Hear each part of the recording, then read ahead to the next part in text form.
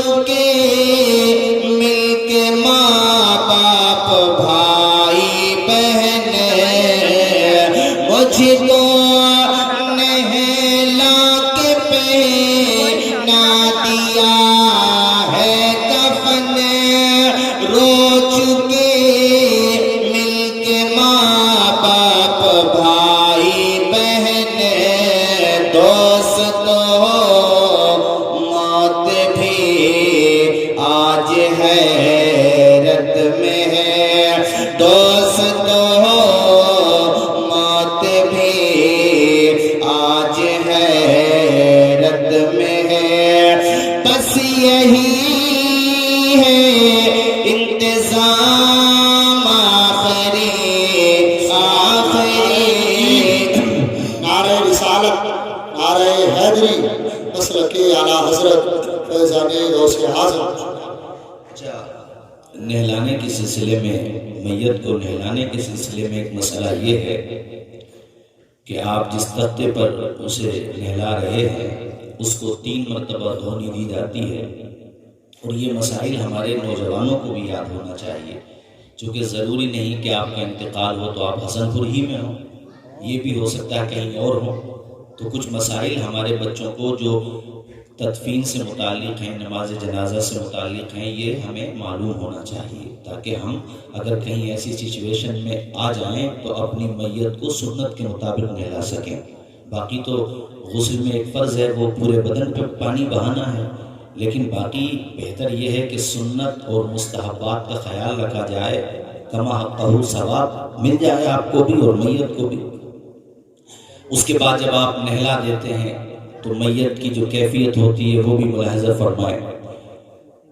خوشبو میں کفن کو بسانے لگے میری میت کو دلہن بنانے لگے دوستو اب اٹھاؤ جنازہ میرا دوستو اب اٹھاؤ جنازہ میرا ہو چکا انتظام آخری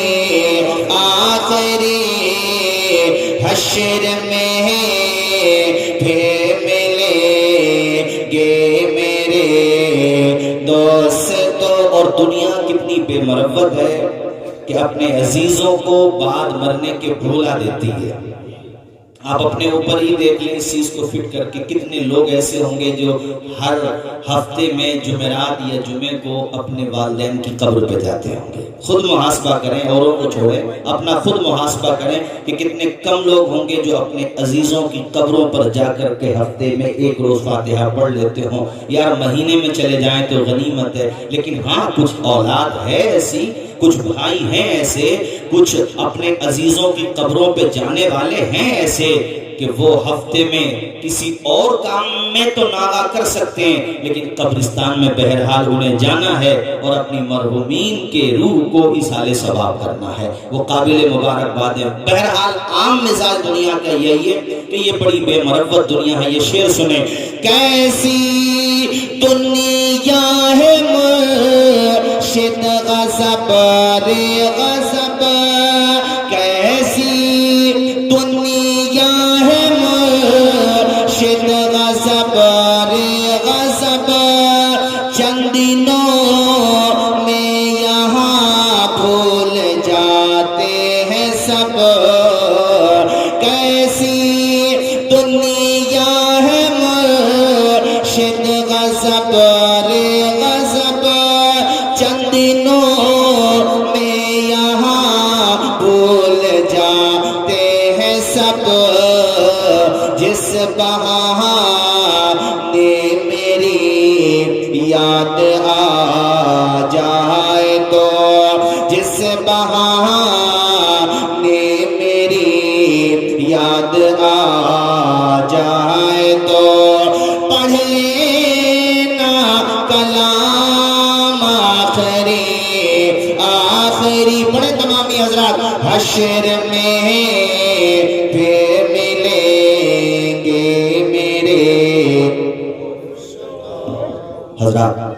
دنیا سے سب کو جانا ہے، یہاں تک کہ جس کے صدقے میں اللہ تعالیٰ نے کل کائنات کو بنایا، سب بنایا۔ دیکھیں ہمارے حضور نے بھی پردہ فرمایا۔ اعلیٰ حضرت کہتے ہیں کہ انبیاء کو بھی اجل آنی ہے، مگر اتنی کہ فقط آنی ہے، لیکن آنی تو ہے۔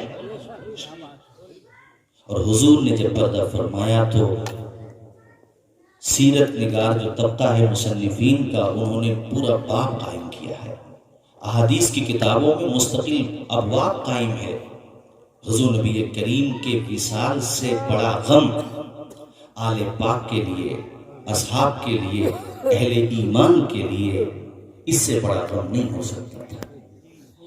عام دنوں میں، عام حضرات میں اگر باپ کا انتقال ہو تو غم بیٹوں کو بہت ہوتا ہے، بلا شبہ بھائیوں کو بھی بہت ہوتا ہے، لیکن سب سے زیادہ غم اگر میں تفاوت کے اعتبار سے اس چیز کو ملحوظ رکھوں تو سب سے زیادہ غم اہل خانہ میں بیٹیوں ہی کو ہوتا ہے۔ ایک نیچرل بات ہے، فطری بات ہے۔ تو ذرا اندازہ کیجئے اور تصورات کی زمین پر سفر کرتے ہوئے مدینہ منورہ میں اس وقت پہنچیے، ماضی کے پردوں میں جھانکتے ہوئے کہ جب اس سرزمین سے نبی کریم ظاہر دی پردہ فرما رہے تھے۔ کائنات کی سب سے عظیم ہستی کی اس وقت صرف ایک ہی بیٹی بقید حیات تھی، 3 بیٹیوں کا انتقال ہو چکا تھا۔ ایک کا نام، بڑی بیٹی کا نام سیدہ زینب ہے، ان سے چھوٹی بیٹی کا نام رقیہ ہے، اور ان سے چھوٹی بیٹی کا نام ام کلثوم ہے۔ تینوں کا وصال ہو چکا، اور نبی کریم کے وصال کے وقت خاتون جنت سیدۃ النساء اہل الجنہ اس وقت آپ تشریف فرما تھی، بقید حیات تھی۔ تصور کریں آج ہمارے سامنے کسی کے باپ کا انتقال ہو، بیٹی پر کیسے غم کے پہاڑ ٹوٹتے ہیں، اس کے دل میں اپنے باپ کے لیے محبتوں کا جو دریا بہ رہا ہوتا ہے، اور باپ کے دل میں اپنی بیٹیوں کے لیے جو شفقت ہوتی ہے۔ خدا کی قسم اس بات کا کوئی بھی انکار نہیں کر سکتا، وہ ورق کا کوئی بھی حصہ ہو، سماج کا وہ کوئی بھی حصہ ہو، ماں باپ کی خواہش یہ ہوتی ہے میری بیٹی کو اپنے شوہر کے گھر سکون مل جائے، میری بیٹی کو چین مل جائے، اس کے لیے ماں باپ بڑی دعائیں کرتے ہیں۔ اب ذرا تصور کریں ماں باپ جب دنیا سے جاتے ہیں، ماں باپ جب دنیا سے گزرنے والے ہوتے ہیں، اس موقع پر بیٹیوں کے دل پہ غم کا کیسا پہاڑ ٹوٹتا ہے، ہم اور آپ اس کا تصور بھی نہیں کر سکتے۔ عزیزان گرامی، میں تو اس ہستی کی داستان سنا رہا ہوں جن ہستیوں کا کائنات کے پردے پر کوئی جواب نہیں ہے۔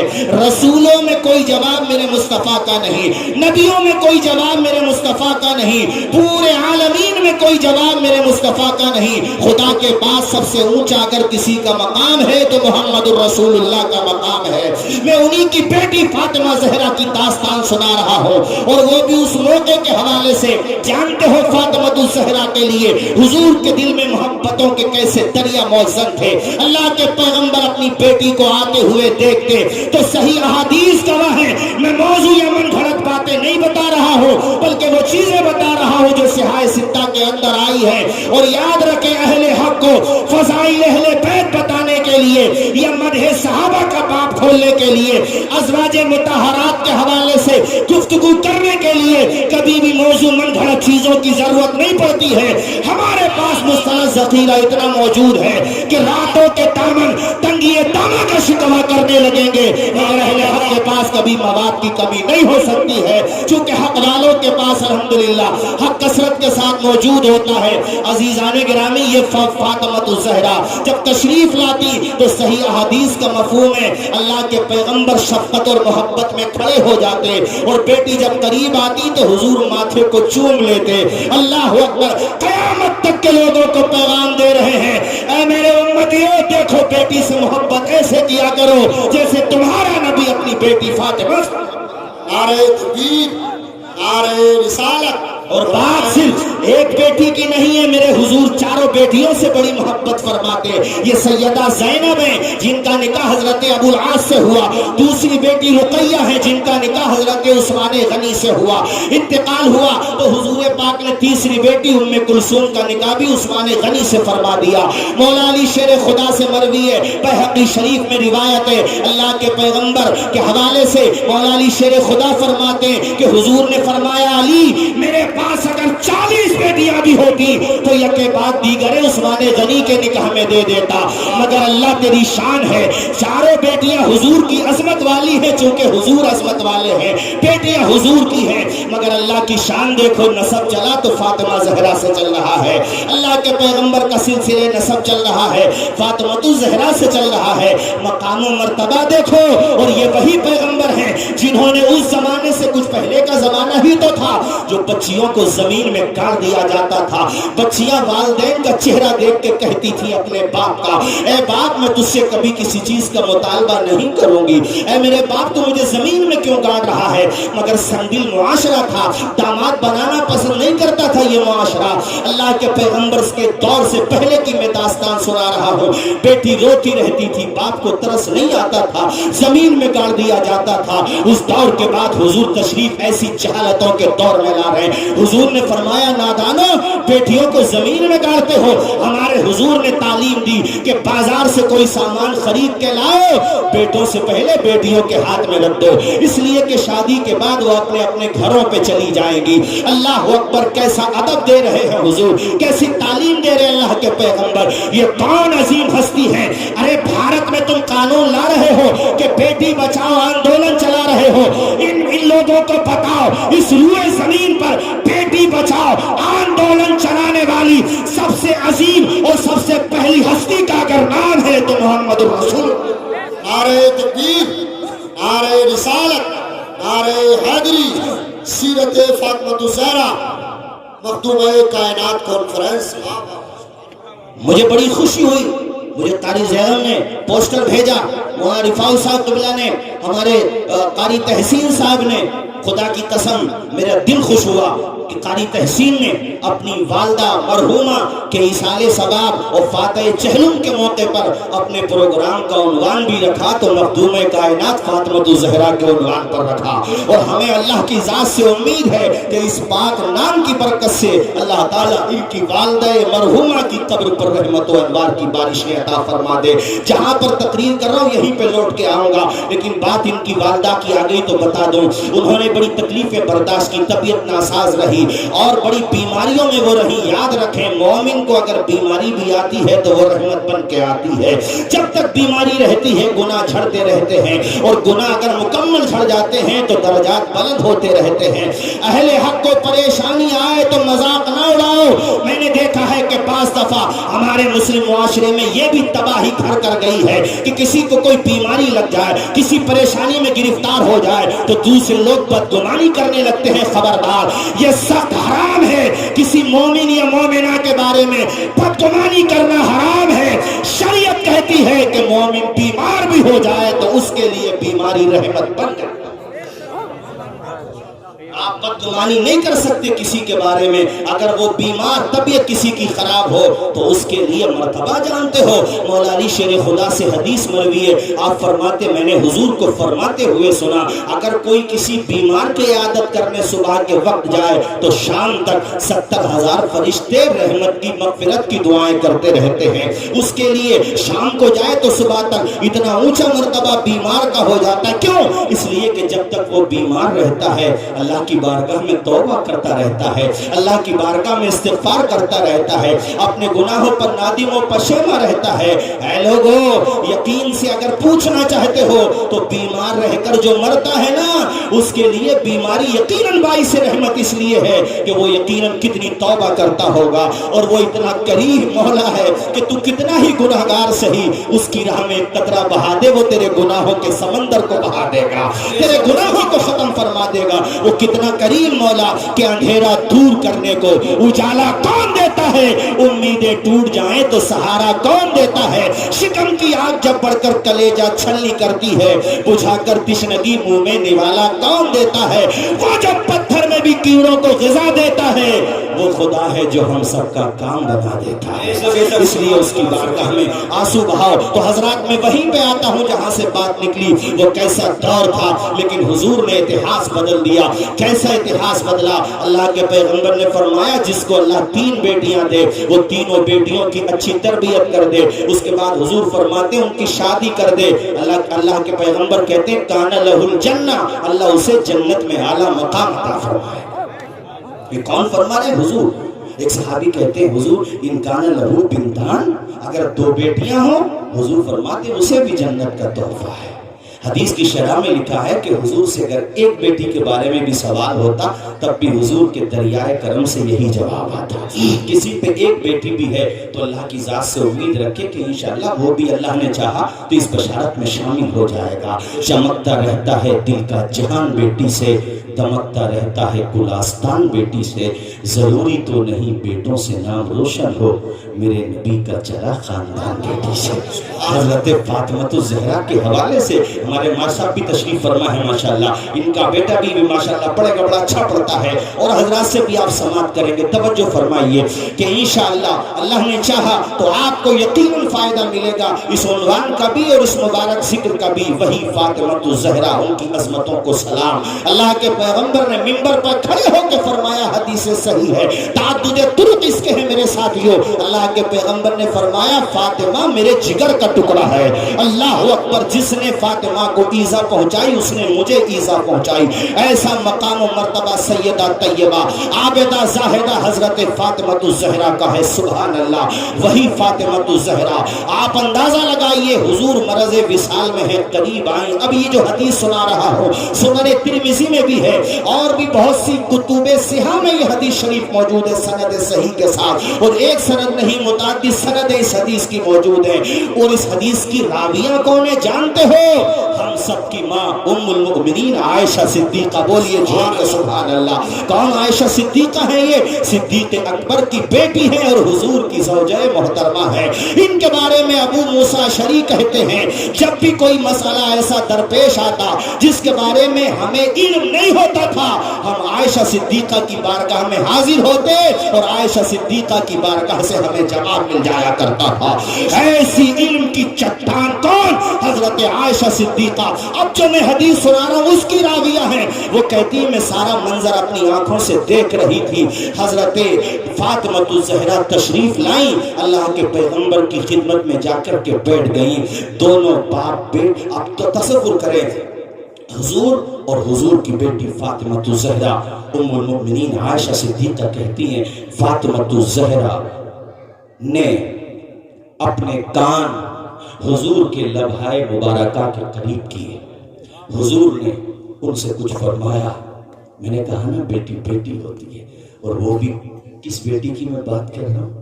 جھوم کے بولیے فاطمہ الزہرا کی میں بات کر رہا ہوں. میرے اعلیٰ حضرت کہتے ہیں جن کا آنچل نہ دیکھا مہو مہر، اس ردائے نزاہت پہ لاکھوں سلام. جن کا بال مبارک بھی آسمان نے نہیں دیکھا تھا، وہ مجسمہ صبر کی مجسمہ تھی.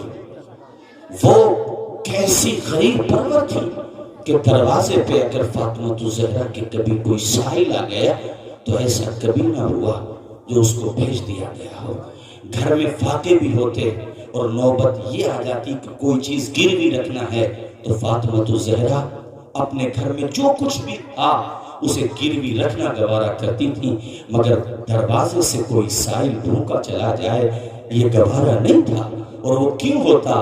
رحمت للعالمین کی بیٹی ہے. سبحان اللہ.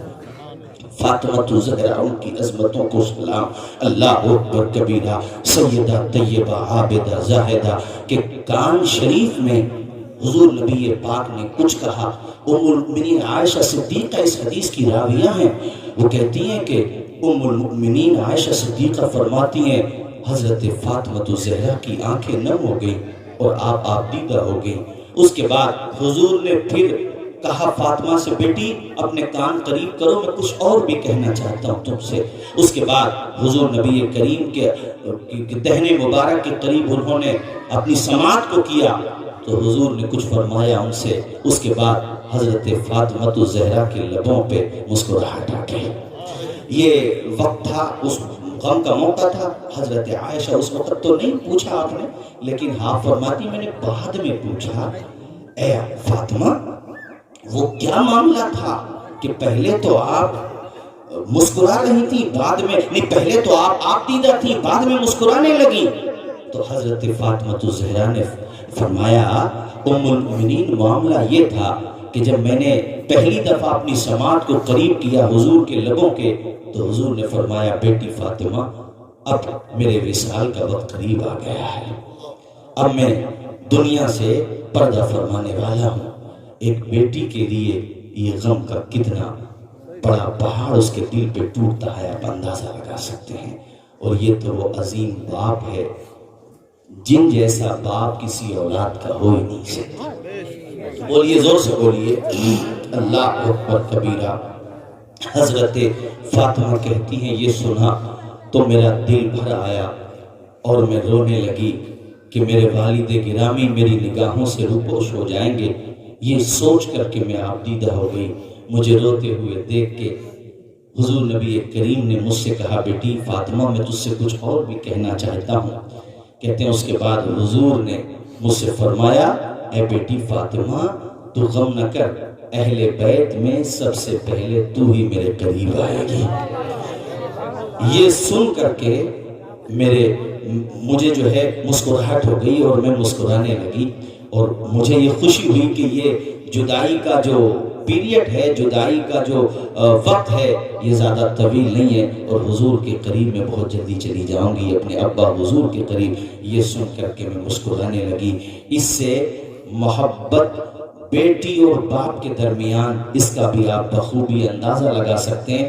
فاطمہ الزہرا نے اس بات کا تصور نہیں کیا کہ دنیا چھوٹ جائے گی، نہیں، ان کے لیے دنیا تھی ہی نہیں۔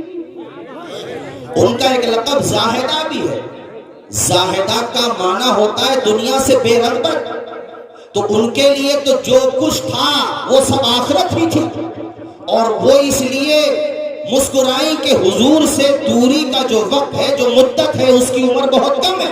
اور ایسے ہی ہوا 6 ماہ کے بعد۔ مختلف روایات ہیں، ایک روایت میں 8 مہینے کا بھی تذکرہ، اور بھی روایت ہے، لیکن زیادہ تر حضرات کا اسی روایت پر اتفاق ہے کہ آپ 6 ماہ کے بعد دنیا سے تشریف لے گئیں، اور آپ نے بھی داعی اجل کو لبیک کہہ دیا۔ سیدہ طیبہ عابدہ زاہدہ حضرت فاطمہ الزہرا، آج انہوں نے یہ عنوان رکھا ہے، تو آج کے اس پروگرام میں ایک بات یہ بھی کہہ دوں، آج جو ظالم حکومت سعودی عربیہ میں ہے، کاش یہ حکومت وہاں سے زائل ہو جائے، ختم ہو جائے، اور جنت البقیع میں وہ دن بھی آئے کہ دنیا کے فرزندان توحید و رسالت جب حضور کے روضہ شریف پر صلاۃ و سلام پڑھیں، بھارت سے جانے والے، بنگلہ دیش سے جانے والے، شری لنکا سے جانے والے، اپنے ایشیا، افریقہ، دنیا میں جتنے بھی بر اعظم ہیں، یہاں سے جانے والے تمام الشاہ جب مدینے میں جا کر کے روضہ رسول پر اپنی اپنی بھاشا میں صلاۃ و سلام کا نذرانہ پیش کریں۔ ارے ہم تو بھارت سے جاتے ہیں، بھارت ہی نہیں، جو اردو جاننے والے ہیں جو بھی جاتے ہیں وہ یہ سلام ضرور پڑھتے ہوئے نظر آتے ہیں، مصطفیٰ جان رحمت پہ لاکھوں سلام، شمع بز میں ہدایت پہ لاکھوں سلام۔ کاش وہ دن بھی آئے جس طرح پہلے سلطنت عثمانیہ میں جنت البقیع میں حضرت فاطمہ الزہرا کا روضہ چمکتا ہوتا تھا، اور ایک غلام جب جاتا تھا مدینے میں تو حضور کے روضے پر سلام پڑھنے کے بعد وہ جنت البقیع میں جا کر کے حسنین کی امی جان، شیر خدا کی زوجہ اور ہمارے حضور کی چہیتی بیٹی حضرت فاطمہ الزہرا کے روضہ اطہر پر جا کر سلام کا نذرانہ پیش کرتے تھے۔ اللہ کرے ہماری زندگی میں وہ دن بھی آ جائے کہ جب ہم ہندوستان کی سرزمین سے مدینہ منورہ پہنچے تو حضور کی بیٹی کے روضے پر ہم بھی جھوم جھوم کے درود و سلام کا نذرانہ پیش کریں، اور ان کی بارگاہ میں روتے ہوئے کہیں کہ مخدوم کائنات تمہارے ترکِ ادنا سے کتے بھارت کی سرزمین سے حسنین کریمین کی چوکھٹ کا صدقہ لینے کے لیے آئے ہیں، حسنین کریمین کے در کا صدقہ لینے آئے ہیں، اور اللہ اکبر ہمارے دل کی یہ تمنا ہے، چونکہ ہمارے اعلیٰ حضرت نے یہ سکھایا ہے، دو جہاں میں خادم آل رسول اللہ کر حضرت آل رسول مقتدیٰ کے نعرہ تکبیر، نعرہ رسالت، نعرہ حیدری، فیضان مخدوم کائنات، مسلک اعلیٰ حضرت۔ اور اسی جنت البقیع میں روضہ عثمان غنی، سبحان اللہ، کتنے ہزار صحابہ کرام، اجل اولیاء کرام، تابعین نظام، کہ وہاں پہ روزے شہید کیے گئے. پہلے ہم کچھ کہتے تھے تو ٹھیک ہے، علم ہوتے ہوتا ہے نا، آدمی جانکاری نہ ہونے کی وجہ سے اختلاف بھی کرتا ہے. میرا مقصد اختلاف نہیں، لیکن ایک بات بتا رہا ہوں میں، برا لگتا تھا ان کو، لیکن اب جو اپنی آنکھوں سے وہ بھی دیکھ رہے ہیں کہ آج سعودی حکومت نے کیا کچھ نہیں کیا. میرے ساتھیوں، باتوں کو سمجھو. تم خود سوچو کہ سلطنت عثمانیہ ڈیمیج کیوں کی گئی. تم خود محنت سوچو کہ شاہ سلیمان نے کتنی محنت کی، شاہ سلیمان کے بیٹے ارطغرل غازی نے کتنی محنت کی، ان کے بیٹے عثمان نے کتنی محنت کی، تب جا کر کے سلطنت عثمانیہ قائم ہوئی تھی. اس کو جنہوں نے توڑا تھا وہ حق والوں کے ہمدرد تو نہیں ہو سکتے. خود سوچئے، وہ ایک سازش کا حصہ تھے، اور اسی سازش میں یہ حکومت جو آج تمہارے سروں پر ہے یہ اسی سازش کا ایک حصہ ہے. ورنہ آپ بتاؤ آج وہاں کیا کچھ نہیں ہو رہا ہے. ناچنے والوں کو بلایا جا رہا ہے. تصور کیجئے. اور اللہ کا شکر ہے ہمارے علاقے میں بھی جو کل تک ان کی دعائیں دیتے تھے آج انہیں بھی احساس ہو رہا ہے کہ نہیں، بات مولانا تمہاری صحیح تھی، بات تمہاری ہی صحیح تھی، یہ غلط لوگ ہیں. ہم نے کہا تمہیں سمجھنے میں 60-65 سال لگ جاتے ہیں، لیکن غوث و خواجہ و اشرف و رضا کے دیوانے چیزوں کو بہت پہلے سمجھ لیتے ہیں. اے میرے عزیز ساتھیوں، ہم مخدوم کائنات حضرت سیدہ طیبہ عابدہ زاہدہ حضرت فاطمہ الزہرا کے در کے ادنا غلام ہیں. اللہ تعالی ہمیں اور آپ کو ان کی غلامی میں قبول فرمائے. زور سے بولیے نا آمین، اور بلند آواز سے بولیے آمین، اور جھوم کے بولیے آمین. آئے ہے کیسی عظیم شان ہے حضرت فاطمہ الزہرا کی، کیسی عظیم شان ہے. اور دیکھیں یہاں یہ بھی بتاتا چلوں، آپ سے احادیث کے حوالے سے تعداد اگرچہ مختصر ہے، 18 حدیثیں آپ سے مروی ہیں، مگر یاد رکھیں مرویات کم ہونا یہ راوی یا راویہ کی اپنی احتیاط پر یا حالات پر منحصر ہوتا ہے. لیکن جنہوں نے روایتیں لی ہیں، حضرت علی نے، حسن نے، حسین نے رضی اللہ عنہ اجمعین، حضرت سلمہ نے، ام ہانی نے، یہ بھی بڑی عظیم ہستیاں ہیں میرے عزیز ساتھیوں. اتنی عظیم ہستیاں کہ راتوں کے دامن چھوٹے پڑ جائیں گے. ان ہستیوں کے ذکر کے سمندر کے چند قطرے بھی بیان نہیں ہو سکتے. کما کہوں میرے عزیز ساتھیوں، ہمیں اور آپ کو چاہیے، ہماری بیٹیوں کو، بہنوں کو، ماؤں کو چاہیے کہ وہ اپنے گھروں میں بیٹیوں کو کنیزان فاطمہ زہرا بنائیں. حضرت فاطمہ الزہرا کے نقش قدم پہ چلانے کی کوشش کریں. ام المؤمنین عائشہ صدیقہ کا منہج زندگی عطا کریں. ازواج مطہرات بناتے طیبات جتنی بھی عظیم خواتین ہیں ان سے روشنی حاصل کرتے ہوئے اپنے گھروں کے ماحول کو دینی رنگ میں رکھ دیں، تاکہ ہمارے گھروں سے جو صدائیں بلند ہوں وہ اعلاء کلمت الحق کے لیے بلند ہوں. میرے عزیز ساتھیوں، حضرات حضور نبی کریم صلی اللہ تعالی علیہ وسلم نے بھی دنیا سے پردہ فرمایا. اب مجھے آپ یہ بتا دیجئے کہ جب انبیاء کرام کو بھی اجل آنی ہے، مگر اتنی کہ فقط آنی ہے، تو ہمارا اور آپ کا کیا شمار ہے؟ بولیے زور سے، اونچا بولیے، کیا شمار ہے ہمارا اور آپ کا؟ آپ یہ سوچئے کہ 30 سال مثال کے طور پہ آپ کی زندگی گزر گئی، تو حضور فرماتے ہیں میری امت کی جو عمر ہے وہ 60 سے 70 سال ہے. یعنی زیادہ تر، باقی کسی کی زیادہ بھی ہو جاتی ہے، اس سے کم بھی ہو جاتی ہے، لیکن زیادہ تر جو امت محمدیہ میں عمریں ہوں گی وہ 60 سے 70 سال کے درمیان ہوں گی. تو 60 کسی کی عمر 30-35 سال ہو گئی تو وہ خود سوچے کہ جب میری آدھی عمر کٹ گئی تو باقی آدھی بھی کٹ جائے گی. آدھی کٹنے کے بعد میں جہاں جاؤں گا وہاں کے لیے کچھ کیا ہے میں نے یا نہیں کیا ہے؟ سوچنا چاہیے نہیں سوچنا چاہیے؟ مجھے بولیے. ایسا تو ہوتا ہے کہ کالے بال سفید ہو جاتے ہیں، لیکن ایسا کبھی نہیں ہوتا کہ سفید بال کالے ہو. مہندی لگا کے آپ رنگ اس کا متاثر کر سکتے ہیں، بس خضاب لگا کے بھی آپ دنیا کو دھوکہ دے سکتے ہیں، لیکن خود کو نہیں دے سکتے اور ملک الموت کو نہیں دے سکتے. ہر روز ہر گھر میں موت آتی ہے، موت، اور یاد دلاتی ہے کہ تم بھولے ہوئے ہو مجھے، لیکن میں بھولا ہوں. موت اور زندگی کے درمیان میرے ساتھیوں صرف ایک سانس کا فاصلہ ہے، سانس کا. موت آ گئی یعنی سانس رک گئی تو موت.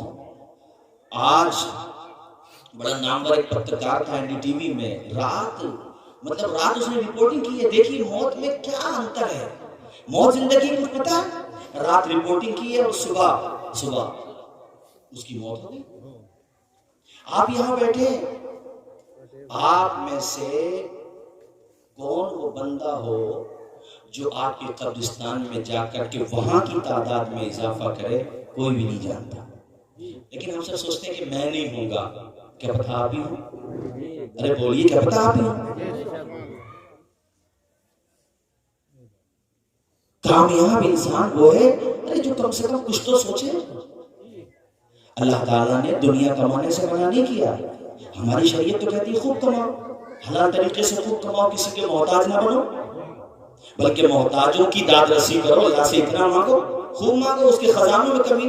لیکن سوال یہ اتنے پیور دنیا دار تو مت بن جاؤ کہ نہ نماز کے، نہ روزے کے، نہ دین کے، نہ حج و زکات کے، نہ شریعت کے. اتنے دنیا دار تو مت بنو کہ دنیا تمہیں دیکھ کر کے پہچاننے سے منع کر دے کہ یہ نہیں لگتا ہمیں مسلمان. ارے اتنے دنیا دار بھی مت بنو کہ کہیں ایسا بھی نہ ہو کہ جنازہ بھی تمہارا پڑھا جائے کہ نہ پڑھا جائے. کہیں ایسی جگہ انتقال ہو گیا جہاں مسلمان بھی رہتے، غیر مسلم بھی رہتے، اور تمہاری کوئی شناخت بھی نہ ہوئی. تمہاری اگر کوئی شناخت ہی نہ ہوئی تو کہیں ایسا نہ ہو جو جنازہ بھی تمہیں تمہارا پڑھنا نصیب نہ ہو. تو کیا ہوگا سوچو ذرا آپ. سمجھدار انسان وہ ہے یا کچھ تو سوچے آخرت کے بارے میں. ہمارے علماء تشریف فرمائے ماشاءاللہ. مولانا عظیم یہ آپ ہی کی بستی کے ہیں ماشاءاللہ، الجامعۃ الاشرفیہ سے فارغ ہیں. مولانا عاقب صاحب جو امامت کر رہے ہیں جامعۃ الرضا سے فارغ ہیں ماشاءاللہ. ہمارے حافظ ارمان صاحب بڑی اس وقت میں ان کو دیکھتا ہوں بڑی جد و جہد میں لگے رہتے ہیں دین کے حوالے سے. اللہ تعالیٰ ان سبوں کی عمروں میں برکتیں عطا فرمائے اور اپنے اہل علم کی قدر کرنا سیکھو میرے ساتھیوں.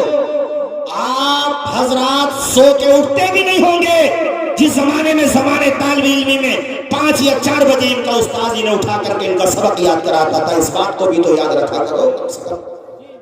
ہمارے مولانا شاکر صاحب جامع اپنی بڑی مسجد کے امام صاحب، پوچھئے علماء کی محنتیں. یہ تشریف فرما کتابوں میں پڑھاتے اس لیے میں نے ذکر کیا. ایک ہمارے وہاں عربی کی کتاب پڑھائی جاتی ہے مجامع الادب، عربی زبان میں ہے. اس میں میں نے ایک حکایت پڑھی، سنیے آپ حضرات، پھر میں تیزی سے تقریر ختم کرتا ہوں چونکہ ہمارے اور بھی مہمان ہیں حضرات. اس میں ایک حکایت میں نے پڑھی، سنیں آپ. ایک اللہ کا نیک بندہ تھا، اس نے ایک دن اپنی عمر شمار کی.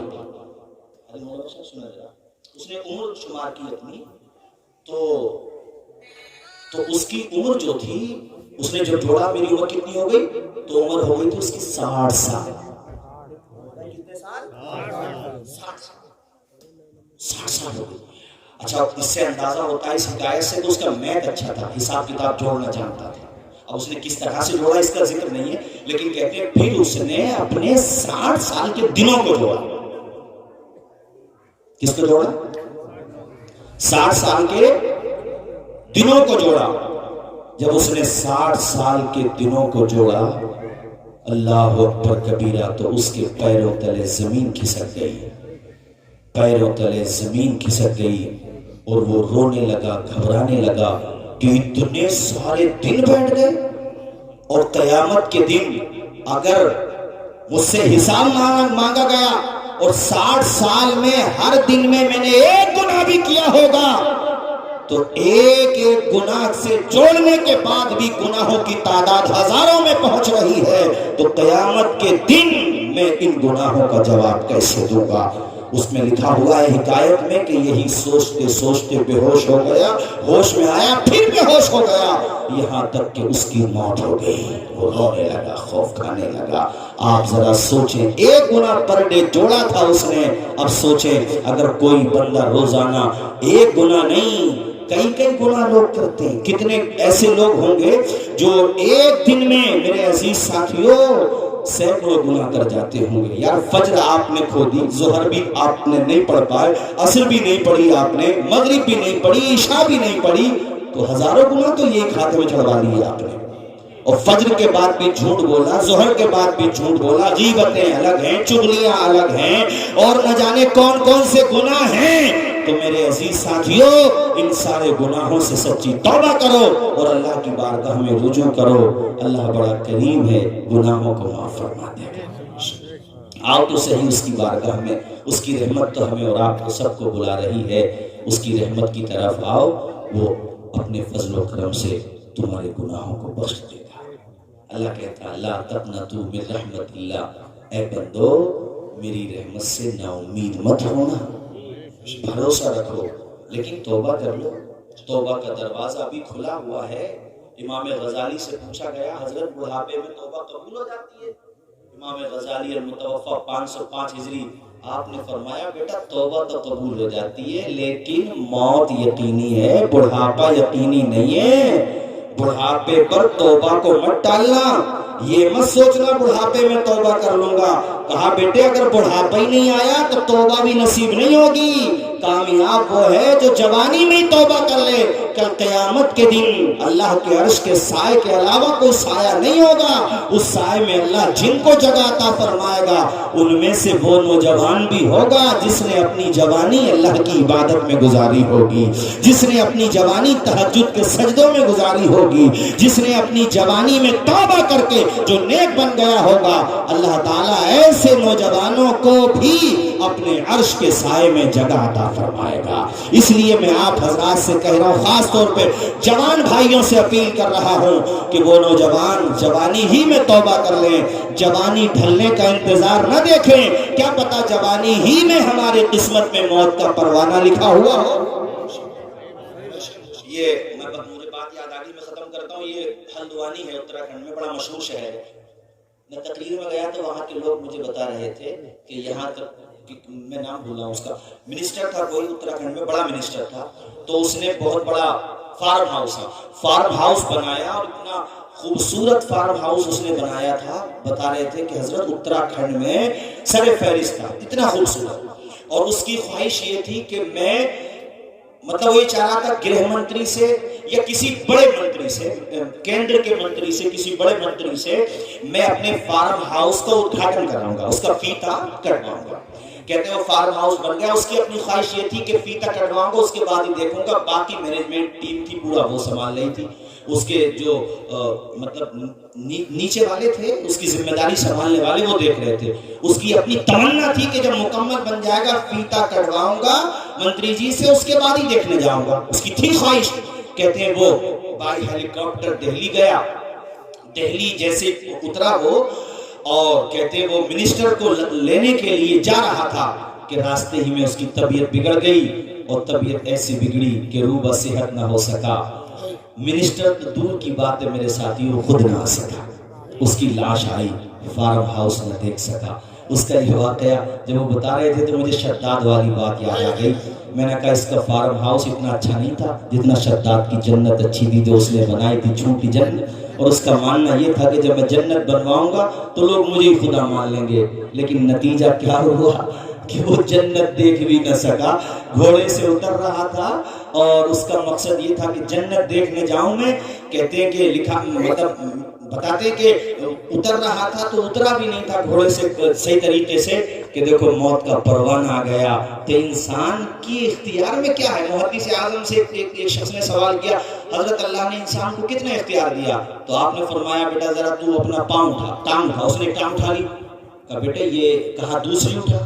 حضرت دوسری کیسے اٹھاؤں؟ تو فرمایا دوسری نہیں اٹھا پا رہا نا, اس کا صاف مطلب یہ ہے کہ کل اختیار نہیں ہے تجھے. ایک تو نے اٹھا لی, اس کا مطلب یہ ہے کہ محتاج بھی نہیں ہے, تو مجبور بھی نہیں ہے. اور دوسری نہیں اٹھا پا رہا, اس کا مطلب تو کلی طور پر مختار بھی نہیں ہے. اس کا مطلب یہ ہوا تو بنانے والے کا محتاج ہے. تو ہم سب اللہ ہی کے محتاج ہیں. وہ یہاں ہلدوانی میں اپنا فارم ہاؤس نہ دیکھ پایا اور شداد اپنی جنت نہ دیکھ پایا. جو کچھ ہے وہ سب اللہ ہی کا ہے اور سب کو پلٹ کر اللہ ہی کی طرف جانا ہے. نادان کو اس بات کا بالکل نہیں پتا, وَتُعِزُّ مَن تَشَاءُ وَتُذِلُّ مَن تَشَاءُ. اللہ کے حضور یہ ہوتا ہے فیصلہ, وَتُعِزُّ مَن تَشَاءُ وَتُذِلُّ مَن تَشَاءُ. شداد نے بنوائی جو جنت زمین پہ خوش تھا کہ اب جھکے گی خدائی میرے در پہ شداد نے بنوائی جو جنت زمین پہ خوش تھا کہ اب جھکے گی خدائی میرے در پہ خود ہی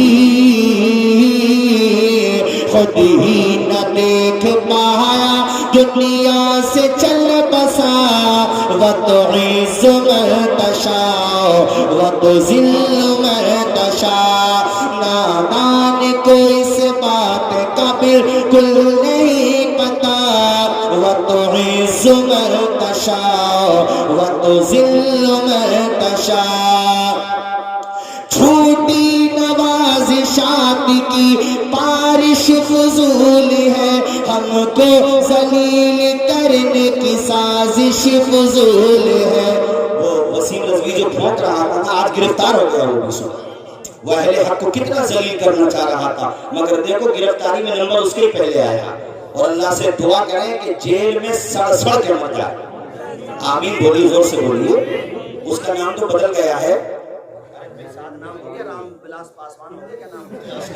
جو بھی ہو گیا چلو نارائن تیاگی وہ ذلیل ہو گیا مر گیا ڈوب گیا لیکن ہم سے وہ ذلیل کرنے کی بات کرتا تھا اہل حق کو سنو میرے ساتھیو ہم کو ذلیل کرنے کی سازش فضول ہے چھوٹی نوازشات کی بارش فضول ہے اپنا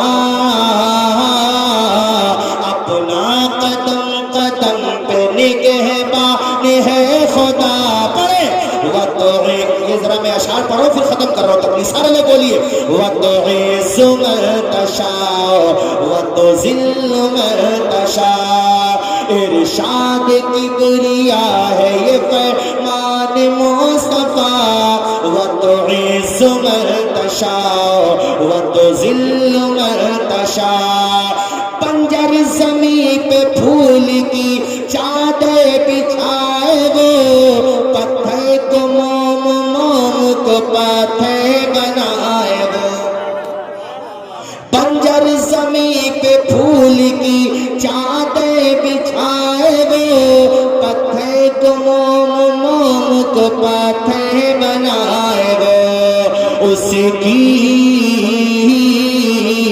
اس کی رضا سے زہر بھی بن جاتا ہے دوا وَتُعِزُّ مَن تَشَاءُ وَتُذِلُّ مَن تَشَاءُ نادان کو اس بات کا بالکل نہیں پتا وَتُعِزُّ مَن تَشَاءُ وَتُذِلُّ مَن تَشَاءُ اللہ پاک ہم سب کی علم میں عمر میں ہم سب کے روزگار میں برکتیں عطا فرمائے اور ہم سب کا خاتمہ ایمان پر فرمائے اور بغیر حساب و کتاب کے اپنے کرم سے اپنے فضل سے جنت الفردوس میں اعلیٰ سے اعلیٰ مقام عطا فرمائے اور بطور خاص آج کا یہ پروگرام جس مقصد کے تحت منعقد کیا گیا ہے ہمارے محترم حاجی اللہ بخش صاحب کی